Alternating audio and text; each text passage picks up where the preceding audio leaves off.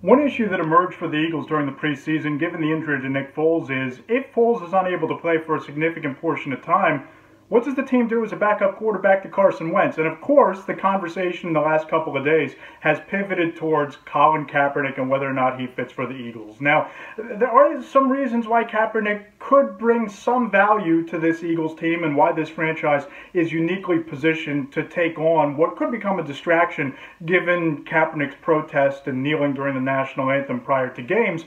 But there are also a lot of reasons why it doesn't make sense. First of all, why it would make sense is this locker room seems uniquely positioned to accept Kaepernick and his political views. You have Malcolm Jenkins, who has made a routine ever since week 2 of last season of raising his fist in the air during the anthem in a plea for racial equality and to eliminate racial profiling in the criminal justice systems, particularly with police officers, and he's taken an audience with the Philadelphia chief of police and tried to really advance that cause, and Kaepernick would fit right into that. Jeffrey Lurie, as an owner, is not an owner who shied away from bringing in controversial players with some baggage. Of course, Michael Vick is a prime example of that.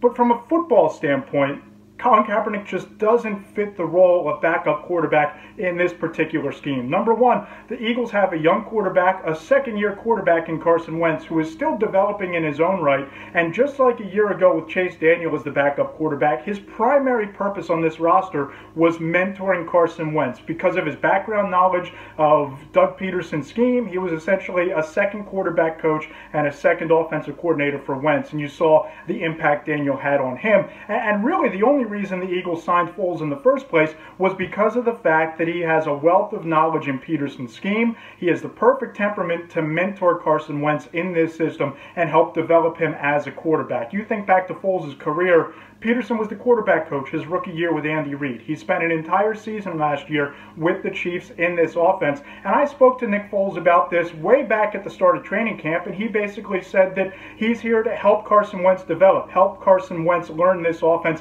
help him become the best quarterback possible. And he has that temperament. He wants to see Wentz exceed his 27-2 touchdown to interception ratio that set the NFL record. He wants to bring him up to speed in this offense. And the Eagles aren't in a situation where you have a long-tenured veteran quarterback who you would need a reliable guy to step in and win you football games, which is probably the best situation for Kaepernick. Kaepernick might start for the Jacksonville Jaguars, but that's about it. Kaepernick is probably better than some backups across the NFL. But in terms of this particular system, in terms of this particular scheme, unless Foles is out for the season, there really is no need to sign Colin Kaepernick, and there really is no upside to bringing him in here because his purpose would be to develop Carson Wentz, to mentor him, and Foles is perfectly suited to do exactly that.